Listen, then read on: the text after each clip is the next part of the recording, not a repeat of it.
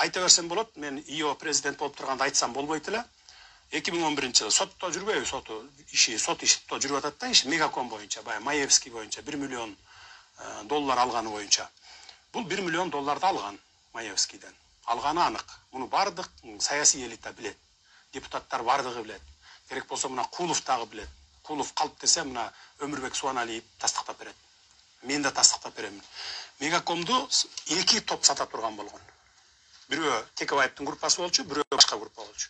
Текебаевдин группасы Маевскийге сатам деп сүйлөшүп, алдын ала 1 миллион долларын алып, ошол 2010-жылдагы шайлоого жумшаган. Андан кийин шайлоодон өтүп келгенден кийин бул сатмактагы Мегакомду калган акчасын чөнтөк кызыкчылыгын алмак. 10-15 миллион доллар чөнтөк кызыкчылыгын алмак. Ошол мезгилде Мегакомду чырылдап жүрүп мен сактап калганмын. Жогорку кеңештин архивин көтөрсөңүздөр турат ошол видеолор. Азыр деле интернеттен деле тапсаңыздар. Эми казино маселесин депутаттар инициатор болуп киргизген экен, мен колдоймун, туура эле болду, бирок азыр баягы Ысык көлдө анан Баткенде эле болсун деген 2 жерди көргөзгөн экен. Мен айтып атам, аппаратка сунуш киргизгиле, депутаттарга сунуш киргизип кошумча кылгыла деп атам. Бардык жакта эле берүүгө, Бишкекте дагы, анан областтардын центрларында деп. Бул кептин ачыгын айтыш керек. Казино 2015-жылга чейин иштеп келген бизде. Иштеп келген Кыргызстандын ар бир жараны кирип ойногонго акысы бар болчу. Анан кийин жаш балдар барып автомат ойноп күнү түнү дебей баягы акчаларын уттуруп ушундай болгон мезгилдер бар болчу. Бирок ошону шылтоо кылып айрым депутаттар ошол мезгилде 2015-жылы айрым саясатчылар биригип алып казинолорго шантаж кылышкан да.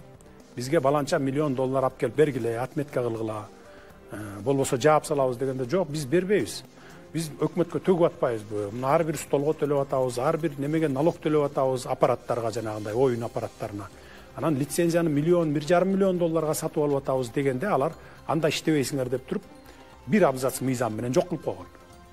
Бул мен билем да буну кандай болот. Токтогула. Мен буну эмне үчүн айтып атам?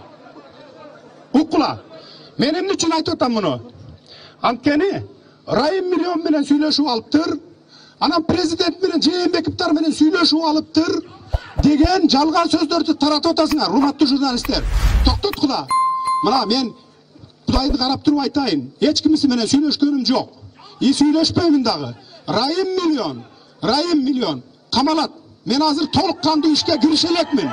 Киришкенден кийин камалат.